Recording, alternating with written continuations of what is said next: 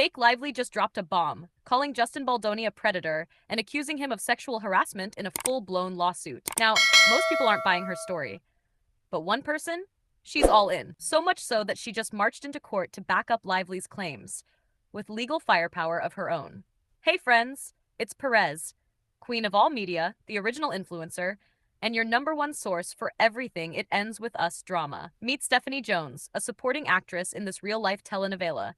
Once Justin Baldoni's publicist and Wayfarer Studios' PR face, she's now one of his fiercest legal enemies. Before sexual harassment Barbie even filed her lawsuit, Stephanie Jones had already sued Baldoni for breach of contract. In response, he hit her with a countersuit, claiming she was fired for cause. Why?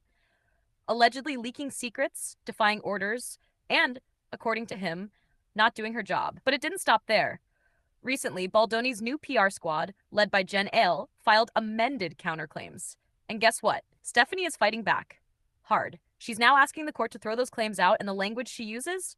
It's explosive. Let me read you a snippet, then we'll break it down. Wayfarer's amended counterclaims, like their predecessors, have no legal basis and are simply a transparent attempt to lash out over the lawful exposure of Justin Baldoni's sexual harassment of Blake Lively and the smear campaign that followed. Let that sink in. This isn't just legal jargon. Stephanie and her lawyers aren't saying it was alleged harassment. They're flat out calling it a fact, 16 times to be exact. That word, harassment, shows up 16 times in her court filing. She's not playing. One quote says Wayfarer's whole case rests on specious allegations that she improperly leaked confidential info. Stephanie claims she had a subpoena, meaning she had to provide evidence. But here's the twist. Before the subpoena ever came in October, she had already fired Jen Ale in August and sent out a flood of texts. And right after that, Melissa Nathan, Baldoni's crisis PR expert, allegedly got a furious call from his Hollywood publicist Leslie Sloan, threatening legal action. They claim Jones didn't just text. She leaked info to the press, against direct orders. And apparently, they've got receipts. Now Stephanie's filing fires back again. Wayfarer's accusations are vague and fail to specify any actual confidential information. Why? Because exposing a cover-up of sexual harassment and retaliation isn't confidential. It's a matter of public interest. Another bombshell?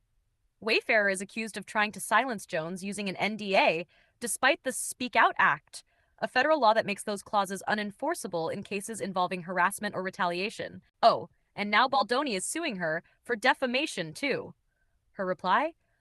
Wayfarer hasn't even tried to prove that our claims about a smear campaign against Lively are false. Then the document casually drops phrases like, as news of Baldoni's harassment toward Lively continued to spread, and again, Wayfarer is retaliating against a woman who cooperated with a legal process to expose sexual harassment. And just when you think it's over, there's more.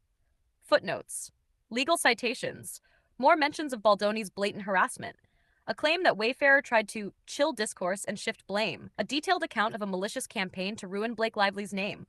All of it. Part of one filing. And all of it painting Justin Baldoni not as a misunderstood filmmaker, but as a man now suing Stephanie Jones into oblivion. What do you think? Let's talk in the comments.